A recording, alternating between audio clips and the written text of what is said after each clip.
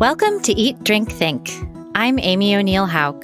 In this podcast from Edible Communities, a network of magazines published across North America, we celebrate all things local and sustainable in the food world. This episode is brought to you by the Good Meat Project, a national nonprofit that provides farmers and ranchers, butchers and chefs everything they need to promote ethical meat, from consumer-facing directories to marketing services, and from extensive online resources to one-on-one technical support. Like us, they believe that a food culture that cares for land, animals, and people is built on a foundation of shared resources, the ongoing exchange of ideas, and emergent, creative, and communal problem-solving across the meat supply chain. You can learn more at goodmeatproject.org. Today, we're speaking with Michele Thorne, Executive Director of the Good Meat Project. Michele has a background in marketing, design, and game theory. She's an author, she's hosted a food podcast, and she's worked as an advisor for one of the USDA's regional food business centers. We'll talk about the Good Meat Project's programs for consumers, butchers, chefs, and ranchers, and the work they do to create resources and community for those who are passionate about good meat. Michele, welcome to Eat, Drink, Think. Thank you, Amy. I'm delighted to be here with you. Well, we're so glad to have you. So the Good Meat Project has been around for a little over a decade, I think. Can you give us a little backstory about how and why it was formed? Well, the Good Meat Project started as meat collectives. And if you're not really sure what a meat collective is, it is essentially a place where consumers can come together and learn about how to break down either some beef or pork or even chickens. And so they support farmers by way of buying whole animals from them. It supports butchers by inviting butchers in to showcase their skills and to teach consumers about how to break down a carcass of an animal for their own consumption. And consumers get to learn about specifically about different cuts that are on a whole animal that you wouldn't necessarily find in the grocery store. So meat collectives were started by the founder, Camis Davis, after she wrote her book, Killing It, which is really a memoir about her journey to learning more about meat, whole animal butchery, whole animal utilization. And our progression from there, we became actually the Good Meat Project. So Camis started the Portland Meat Collective and held classes there. And through one of those classes, actually met the three other founding members of the Good Meat Project through one of those classes. And that's how we became the Good Meat Project, really focusing on connecting farmers, ranchers, butchers, chefs, and eaters across the meat value chain. Okay. I like to hear about that evolution because it sounds like it was very grounded in consumers directly connected to ranchers and farmers. Did you want to speak a little bit more about that? That's such an essential connection.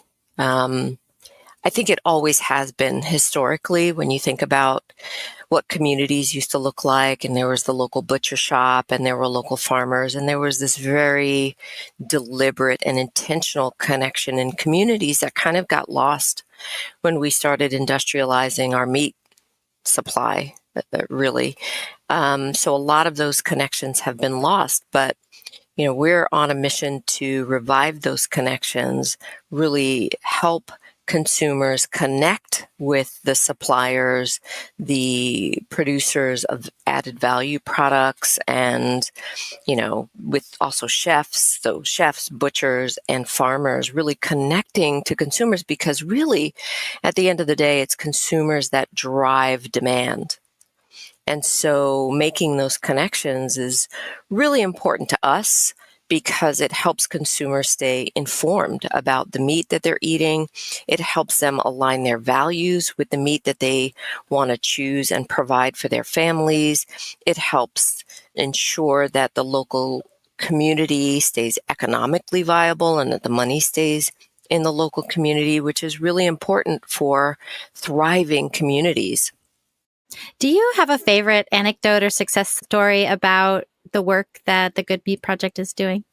That's a great question. I have so many things that I'm proud of that the Good Meat Project is doing. But I think one of the more recent successes that I would really love to share is the publication of our Good Meat journals. So every quarter we produce a Good Meat journal, and these are the way that we put them together is we look at the seasonality of meat. And so in October, we celebrate the season of the butcher and all the artisans when harvests are taking place and there's holiday meats on the horizon. And that's from October through December.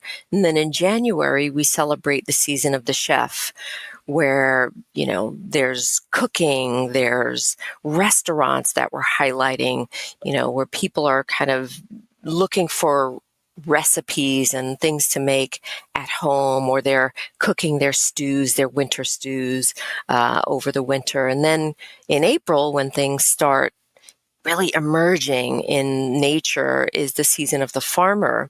Lots of baby animals are being born. Farmers are talking about their pastures and their production practices and really focusing on their product. And then come July is the season of the eater, which we're in right now, which is also a very special time because consumers, we're all eaters at the end of the day. And our season of the Eater Journal really hopes to highlight not just the professionals like the farmers and ranchers that are bringing food to the community locally, but also kind of nationally. But we also want to provide eaters with resources.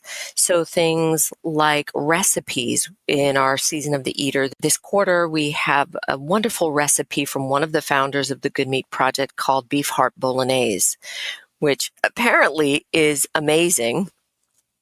We are also making incredible connections with partners like Olympia Provisions, which, they're doing such incredible things in the world of salami and charcuterie in the way that they source. We have a partnership with Chelsea Green Publishing to be able to offer a coupon code to readers so that people can just stay educated. We know that really good decisions are made, especially for the buyers of food in the home.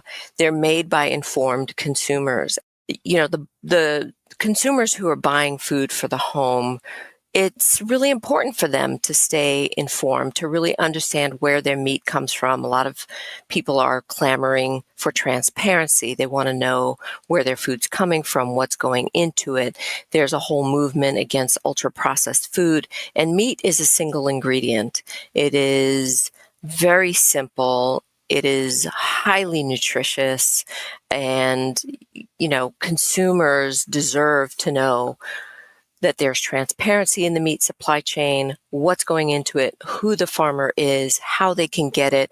And then they also need support resources like, how do I cook lamb neck? Or what do I do with guanciale?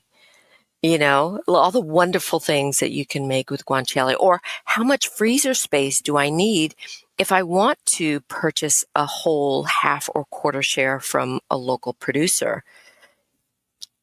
We have all of those resources to support that education for consumers, and we offer them freely on our website through our Good Meat Breakdown. Oh, that's awesome. So how does somebody access the journals? Great question. We encourage people to sign up for our email list for the journals. So our journals come out quarterly. We provide access to them first to our subscribers. So if you want to be one of the first to see the journal, you want to sign up for the Good Meat Journal at goodmeatproject.org. And then usually by the end of the season, we will put up the previous season's journal on the website. So all of our previous journals are currently on the Good Meat Project website under our Good Meat journals. Great. So what brought you personally into this work? How did you get your start in food systems? I'll try and give you the most condensed answer in the interest of time. But it was quite circuitous, I will say. I'm a city girl. I'm from New York City. I was raised in the city. I was raised on all kinds of manufactured, ultra-processed foods. But I think the thing that really kicked it off for me was just health outcomes, being able to connect the food that we eat to our health outcomes. And I saw it firsthand in my home with my parents. My father had an aneurysm at 39. He's still alive and well, but I saw food play a big role in the health outcomes in my own home. I see them play out in my community. And it was really important to me to understand the impact of food on our health. And that really started my descent into this very deep rabbit hole of understanding not just our health systems, like our physical body systems, our immune system, our digestive system, all of the things, but it also really forced me to investigate, well, we can only control what we can control, but the food and the environment that we're in, the marketing manipulation, the corporate consolidation of our food, the chemical contamination of our soil, our air, and our water was so important to this story about the outcomes of health from the food that we're eating, because food is our greatest dependency. It's a choice that we make deliberately twice a day, sometimes 3 times a day, to put food in our body. But it was very confounding for me that we couldn't get the truth about what was in our food. And quite honestly, it really irritated me, so much so that I created a podcast about it. I would talk to all of my friends. This was really the work of many, many decades getting me here. And it was only until I started raising animals for meat in 2019 that I got this firsthand education and observation of the benefits of animal agriculture on the land. It is very, very challenging to grow row crops, just vegetable crops, without the integration of livestock. And it is really, it's something that I think a lot of people who are somewhat of the protagonists for animal agriculture and saying that it's bad for the planet, or it's destroying the planet, it's destroying the water. Like, it's a very nuanced understanding and conversation that a lot of people either don't spend the time actually doing it, so they don't really understand what's involved, or they're just misinformed about the benefits of grazing animals or rotating animals on the land for food production, and even the extent of animal byproducts that no matter whether you're vegan, vegetarian, whatever it is, animal products we rely on them for so many hundreds and hundreds of byproducts that are used, that we benefit from animal agriculture. So I got into it, I'd say, by destiny. It was really a byproduct of this internal investigation that was impacting my friends, my life, my family, my health, and I just wanted answers that I couldn't get from, even books. Like, this was before, Google was so pervasive in the world. I might be dating myself a little bit, but I had books to read. I had to go to the library. I had to purchase books from the health food store. I had to go to lectures that people were doing in the community to find answers, and I'd say for me, it gave me an education that I couldn't even purchase. It was doing it. It was trial by fire. It was experimenting with my own health outcomes and becoming a chef. I became a chef in New York City. I was an executive raw food chef, if anybody knows what that even is. But it's basically preparing food, mostly vegetables, nuts, seeds, and grains, fruits, nuts, seeds, and grains, vegetables, under 118 degrees Fahrenheit. So preserving the nutritional density of the food, but in a really gourmet way. All of these experiences added so much value to the way that I look at food and food systems.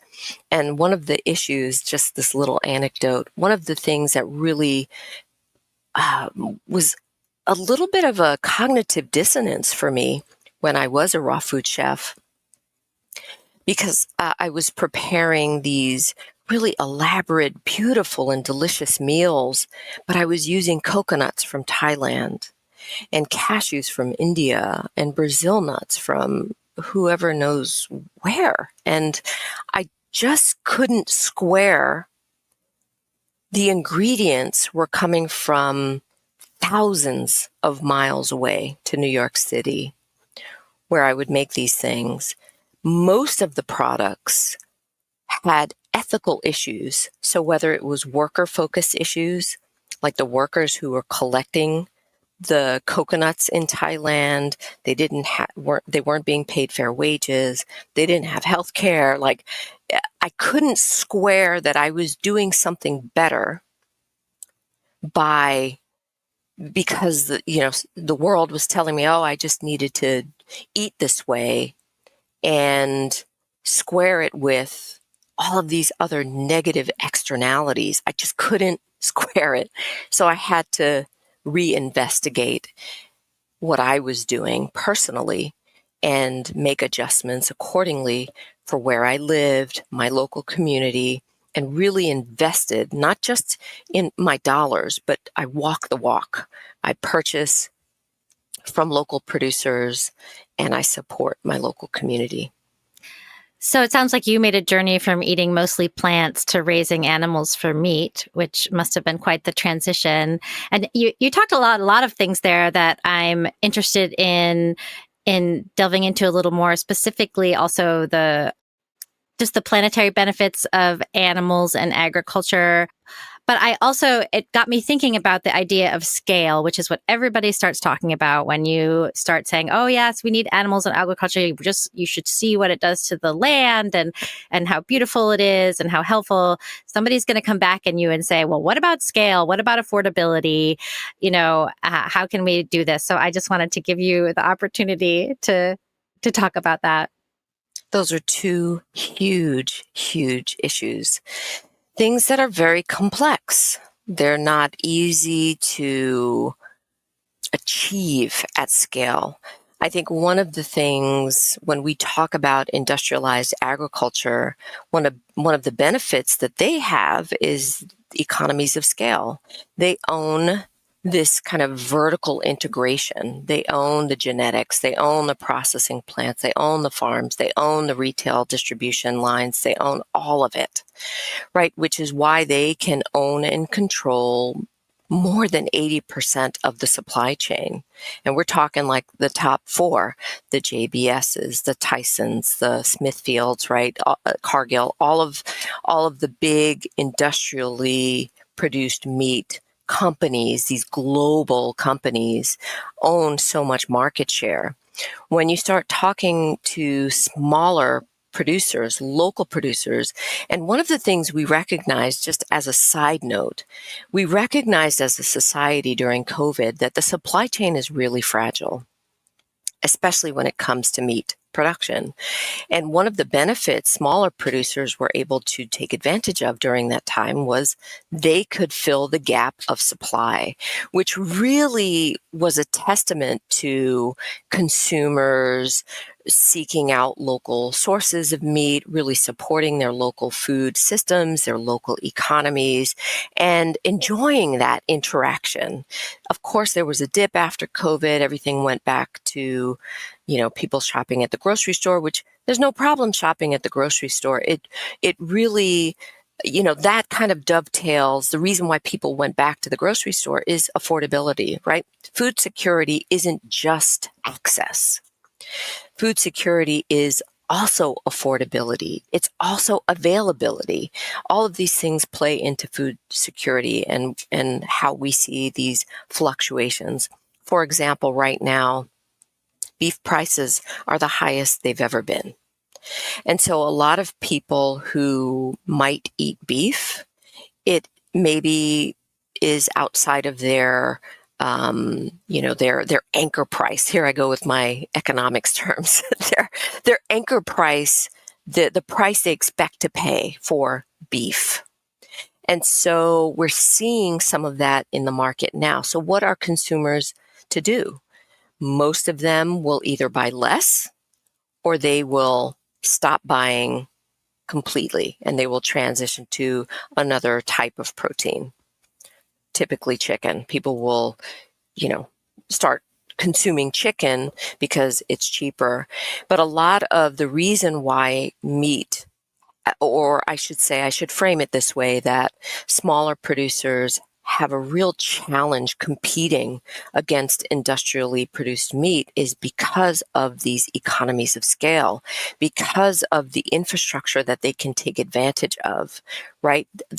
There's a whole other issue in processing and local processing, which is very pervasive across the United States, especially for small producers. And consumers want to have faith and trust in the products that they're getting.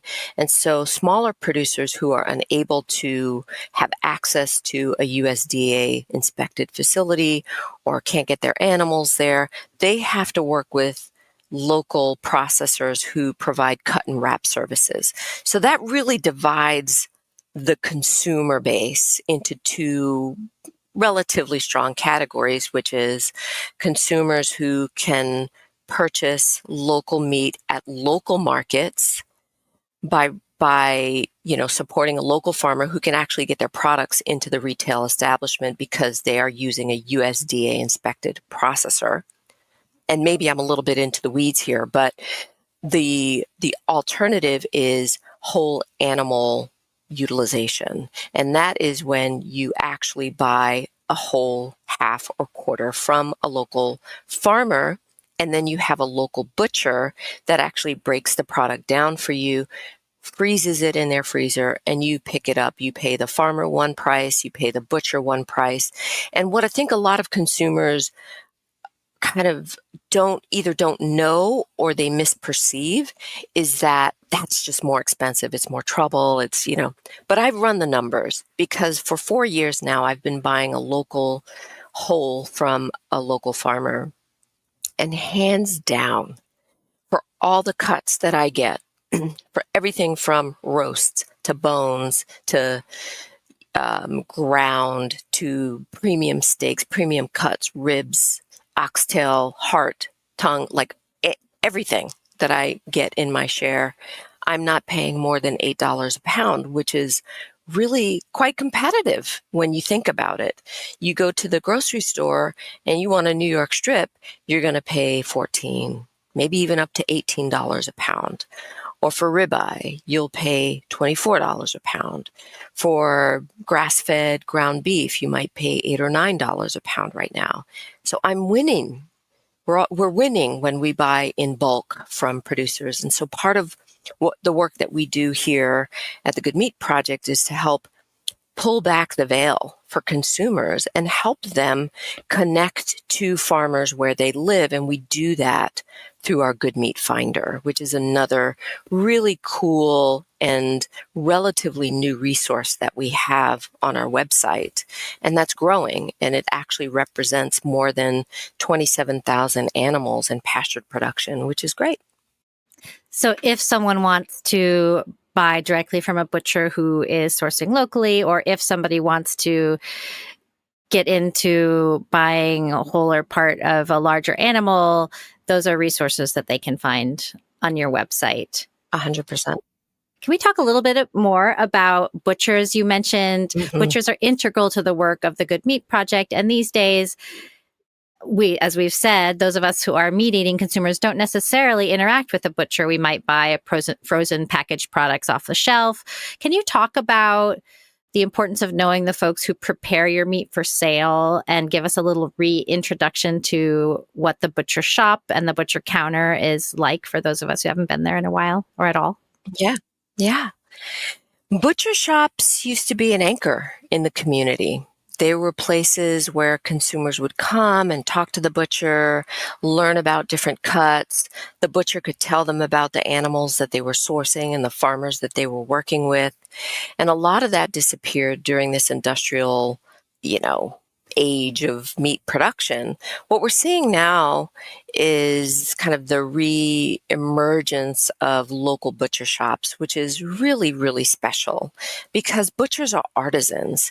If you've never butchered an animal, I'm fortunate because I have had to do that. Raising animals, sometimes you just have to do that. And it is not an easy task. So butchers have a skill set that is really unique. They are artisans. They are skills and crafts people.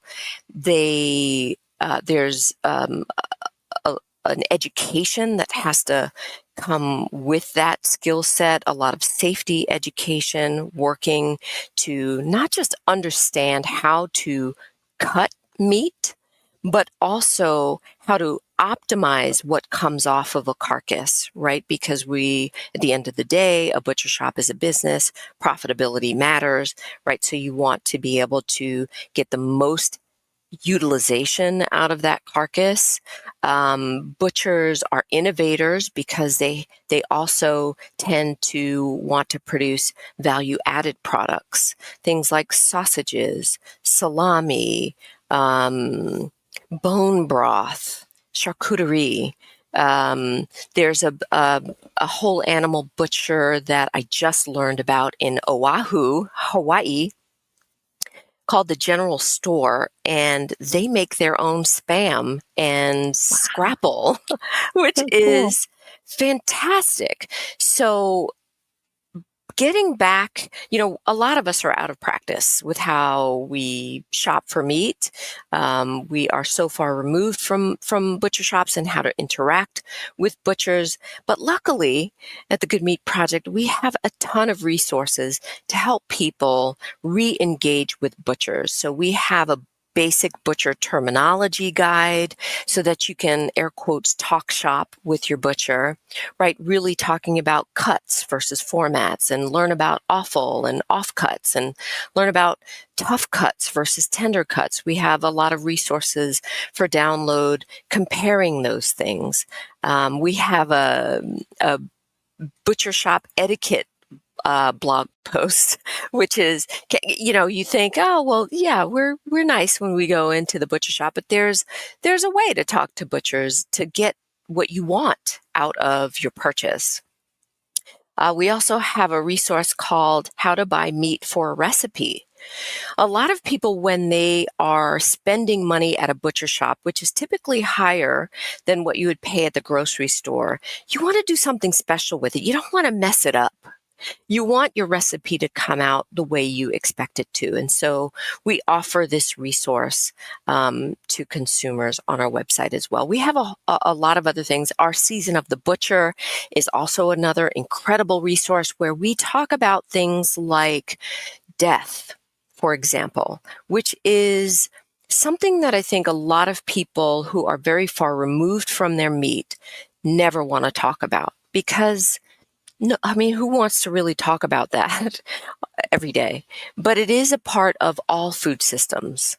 At every point in the food supply chain, there is death, whether it is of insects and bugs or microbes in the soil, whether it is of animals that are raised for our food. It is a part of our food supply. But what we do in the season of the butcher is we honor this process, which is, if you've never had an opportunity to observe it yourself, which I have, but there's so much reverence and respect that producers who are raising responsible and ethical meat for eaters that they have for their animals, especially during that one moment in their lives that I think there's a lot of pushback from the advocates for, animal welfare and, the ethics questions around animal agriculture. Of course, everybody is entitled to their own belief systems, but people who do want to consume meat and want to consume ethical meat, one of the best ways to do that is by purchasing through local suppliers.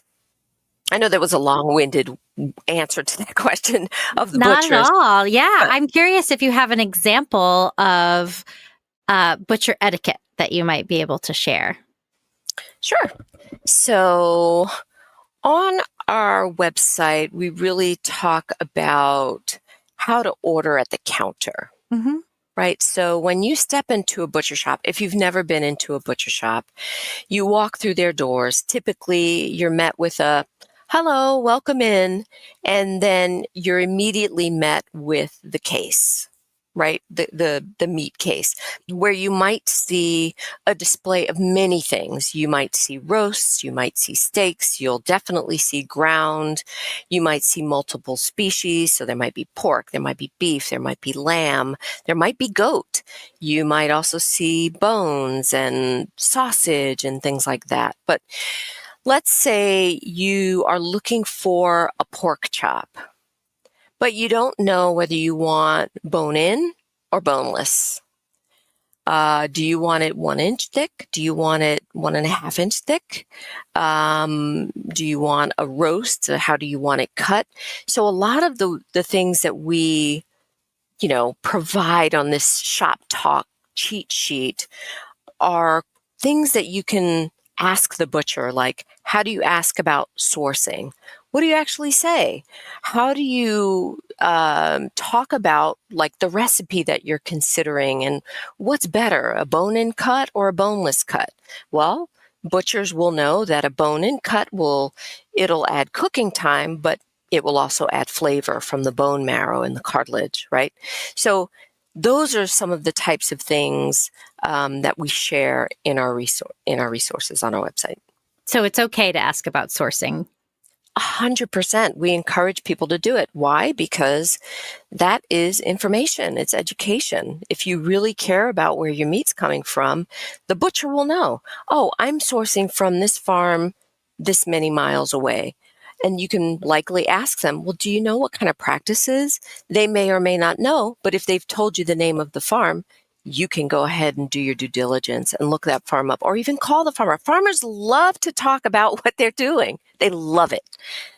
I've never met a farmer that didn't want to talk to me ad infinitum about their process and how they're pasturing animals and what breed their animals are and how long they've been on pasture. And, farmers will love to give you that information. So leveling up from the one-on-one interactions at the butcher shop, those who want to buy directly from a farmer, we've talked about this a little bit, often have to purchase meat in larger quantities than one meal's worth. Can you talk about why somebody might want to buy a portion or a share of a large animal? You commented earlier about the affordability, but maybe what are some of the other upsides and what can be involved from getting it from farm to freezer? Great question. I love this question so much because I talk about it a lot. There are so many benefits of buying in bulk. So, of course, there's affordability. There's benefits of accessibility. So you can kind of provide a little bit of food security for your family when you buy in bulk because it's right there in your freezer. Sometimes it's overwhelming for people to think about, oh gosh, well, how many pounds am I going to get if I buy a quarter or a half or a whole? Sometimes it's 60 pounds, depending on what you purchase. Sometimes, like for me, when I purchase a whole, I'm getting 600 pounds of meat. And what do you do with that? But there are ways that if you're not prepared to buy a whole share or a quarter share or a half share by yourself, you have family members. Maybe there's your children or your parents or your friends who might want, who care, whose values are aligned with yours, right? And they care about these same issues. And they'll go in with you so that it somewhat subsidizes some of the cost for all of you.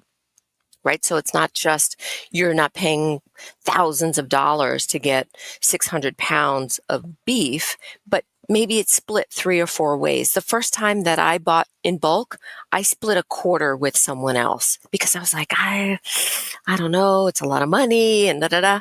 But now I just plan for that purchase throughout the year, and I put money aside and I plan for it every year so that when the time comes, I've got it.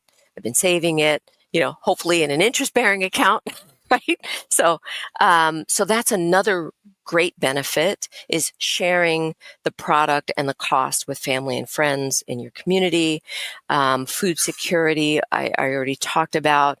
Sometimes people think about, well, if I've got a bunch of freezers, and what if the power goes out? Well, part of hedging that is perhaps having canning supplies on hand.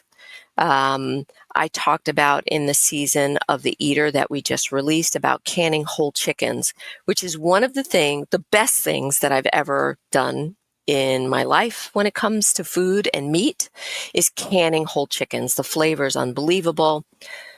You can find instructions on how to do that, and then it doesn't take up freezer space, and you can quickly take meat that you have in your freezers. If the power doesn't come on in a couple of hours, then you have a plan to deal with it. There's also making jerky at home. There's lots of other wonderful things that you can do. One of the things that I still have yet to do is make braseola, which is a cured beef with red wine that is very popular in Europe. And I can't wait to try it because I get a lot of roasts in my whole.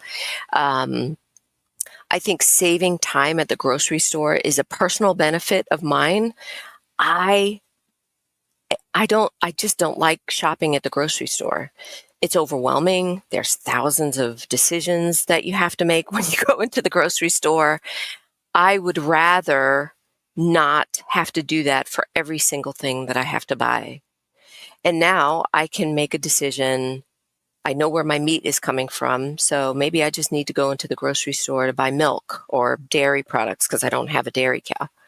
And so I think that for me relieves a lot of decision making. For someone who's working full time, I'm raising animals. I would like to have a personal life as well.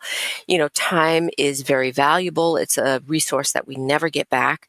And so I try to be really wise with the way that I use my time, and being able to take some of the decision making out of, oh, well, I don't know where this meat came from. I don't know what went into it. What's behind the package? By the way, humane washing and greenwashing is a thing at the grocery store. And by buying in bulk, I never have to worry about that. Why? Because I've already talked to the producer, to the farmer. I've been to their farm. I've looked at their animals and where they live, what they eat, and how they live. So I never have to worry about that. I could go on and on, but in the interest of time, I'll stop there. I think that's a lot of benefits to buying in bulk. And though it may seem intimidating, it really isn't, especially after you do it the first time, and especially if you do it with loved ones and you try it, you find a farm that you like. A lot of farms that are raising multiple species, so they're raising pigs, cattle, and sheep, you might be able to get a nice variety of meat if you share the cost with people that you love. And the Good Meat Finder on your website is geographically organized, so people can just put in where they live and see what's nearby, and find a farm that way. Right. And they can also, if it matters to them and they know what their values are, and let's say they want to purchase from a veteran-owned farm, or they want to buy 100% grass fed, or they want corn finished, or like whatever it is that your values are. We're not here to tell you, oh, you should only buy this kind of meat. We want the consumer to have transparency in the meat that they buy. That's really, really important. So whatever farmers and ranchers and butchers and chefs and retailers that are on the Good Meat Finder, we try to bring them onto the Finder knowing that its transparency is the North Star. That is what we want consumers to benefit from by being on there. And you can do that as a consumer by being able to choose your values and how you want to buy the food or buy the meat that you want to buy. It sounds like part of the mission is saying it's not that hard. It's not that hard to know your producer. It's not that hard to get closer to the origins of the food that you're eating and making it feel comfortable and making it feel fun. Right. It isn't. It's just not super convenient because it requires you to shift the way you think about shopping for your food. Right. People used to buy everything from, if they weren't growing it in their backyards, they were buying it at the supermarket. But then farmers markets emerged. So people had to think differently about how they purchased food. They would go to the grocery store still, but they would make a special trip to the farmers market to buy special things directly from farmers. It's the same shift. It's the same shift. It's just buying meat from your local producer. And some farmers who raise meat also participate in CSAs, which are community supported agricultural groups that are local, they're regional.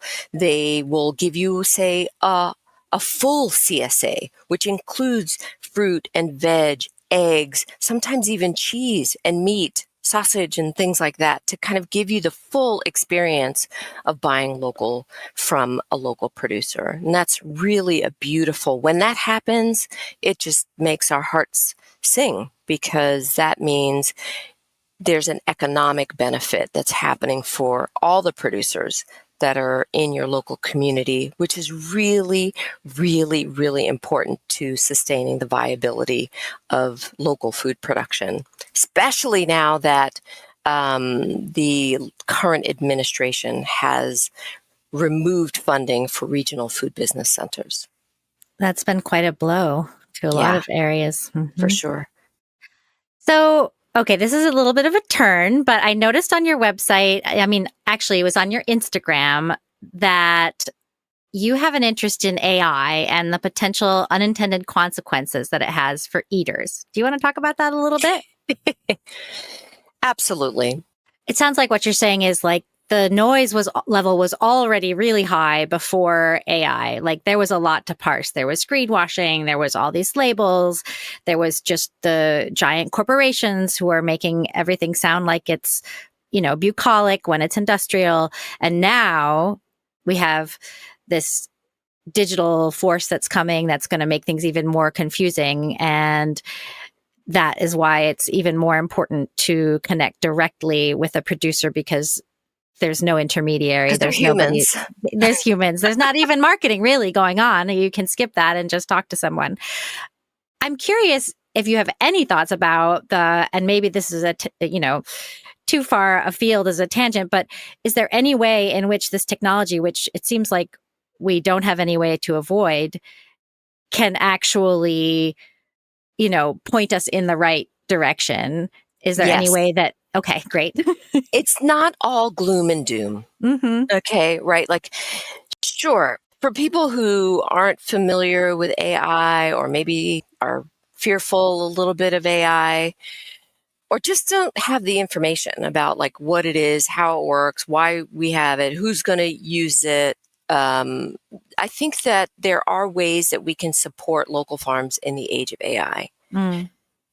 And things that we can do are things like keeping your critical thinking skills sharp, right? Asking questions, digging a little bit more, like maybe spending 10 minutes researching some claims or looking at the packaging, maybe contacting the distributor or because most packaged meat that you'll find in the grocery store is the distributor's name will be on it. And so that's one way you can do that. I think you can sidestep the algorithm a little bit. You can subscribe directly to farm newsletters. Mm-hmm. Learn what they're doing. Learn how they're talking about what they're doing.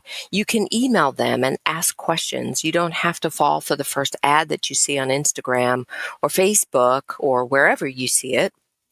You can actually connect directly by subscribing to an individual farm's newsletter, which is outside the algorithm, right?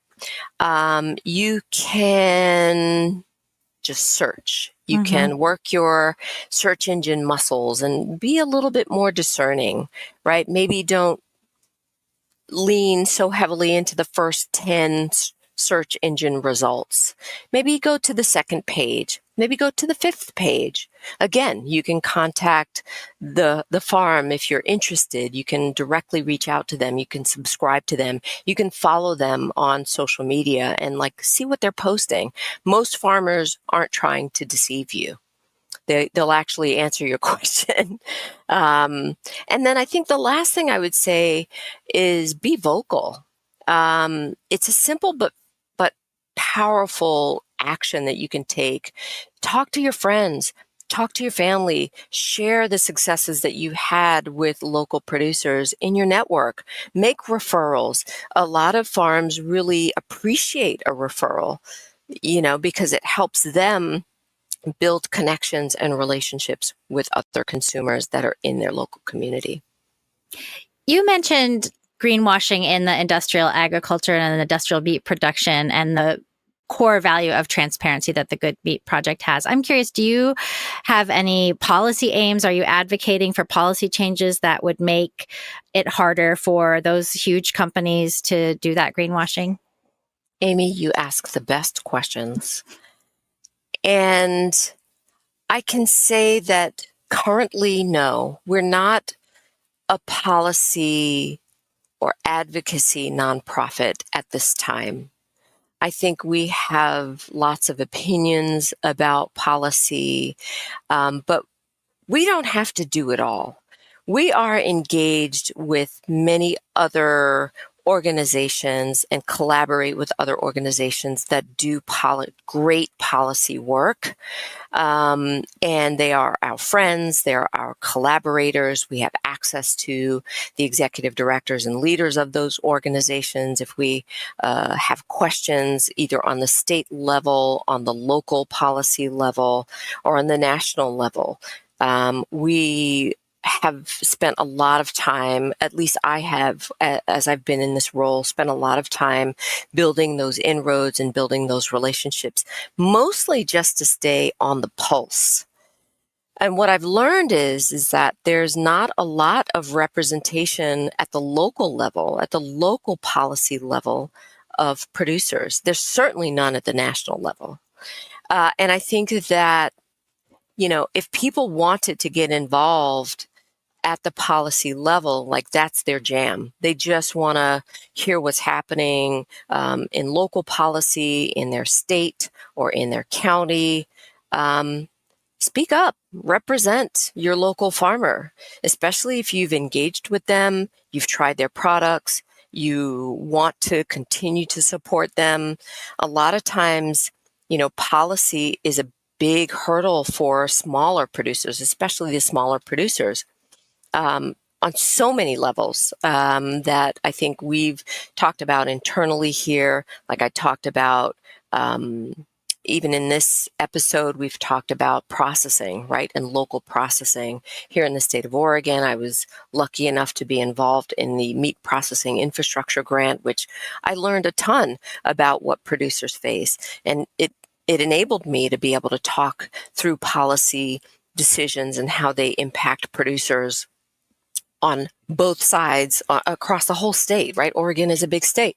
So I highly recommend consumers and eaters who are inclined to engage with policymakers in their local states and local policy, but engaging with people who are doing that, or even engaging with national policy advocates like State Innovation Exchange, for example, which does incredible policy work on behalf of producers in multiple states across the United States. And we're friends with them and talk to them very frequently. So that's what I would recommend. And, maybe at some point the Good Meat Project will have a policy arm. I don't know. We'll see. Stay tuned. Well, it certainly makes a lot of sense to focus on those core missions that you have right now. Before we wrap up, can we think ahead a little bit? If you were to imagine 5 years into the future, what is your dream for the Good Meat Project and the movement that it's part of? I would say, building this Good Meat movement, one of the outcomes that I'd like to see is consumers. I'd like to see consumers driving demand for local meat products, ethical meat products. I think that's the big win. There are many factors that play a role in that happening. One of those factors is consumer education. Another factor is kind of demystifying some of the misinformation around meat production, which is why we do the work that we do. That's part of our journals. That's part of our Good Meat Finder. That's part of our programmatic work, our Good Meat Breakdown. We share all of these resources, just trying to drive consumers to these resources so that they can take action in their lives, because we understand that there's only so much marketing a farmer can do and has the time to do. And we do our best to help farmers and butchers with their marketing. That's our farm-in program and our bacon program largely. But our Good Meat Breakdown is really the program that drives consumer behavior. It provides consumer education, and the consumer is really what the butcher shops need. The butcher shops need consumers walking in there saying, hey, I'd like to get a rack of lamb for Thanksgiving this year. Can you help me? Consumers drive restaurant sales. So if a consumer goes to a restaurant and says, hey, where did you source this steak from? Have you considered using whole animal utilization in your restaurant? Or if it does already, celebrating by visiting them when you can and eating there when you can. It's consumers who buy directly from farmers that actually provide the flexibility in the profit margin for the farmers, right? Where they can sell direct to a consumer, they can give consumers all the information. The money goes straight to the farm, which allows the farm to hire locally, bank locally, buy inputs locally, which all strengthens the money multiplier in the local economy. And so in 5 years, I'd love to see some of the market share pivot towards local providers and local suppliers who are adopting these practices that really center care for land, animals, and people, and get rewarded for that work. A lot of people who kind of bunch, the industrial meat supply and all of these independent, small, ethical producers together don't really see the benefit or the differentiation of the work that they're doing. And we really want to see these producers get their day in the sun and be rewarded for that, not penalized for it because they can't take advantage of the checkoff program. Farmers have to pay for disposing of the waste, the bones, the hide, the offal. There's just not channels of distribution for those byproducts.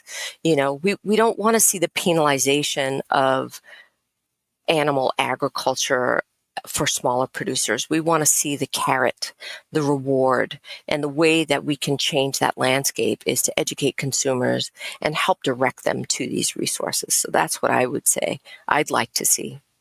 Sounds like a pretty hopeful future. Michele, thank you so much for joining us. Thank you for having me. I really, really appreciate it. We've been speaking with Michele Thorne, Executive Director of the Good Meat Project. You can learn more about their work at goodmeatproject.org. Thank you for joining us today at Eat, Drink, Think. If you liked this episode, be sure to subscribe wherever you get your podcasts. And don't forget to pick up your local edible magazine. You can find show notes for today's episode at ediblecommunities.com.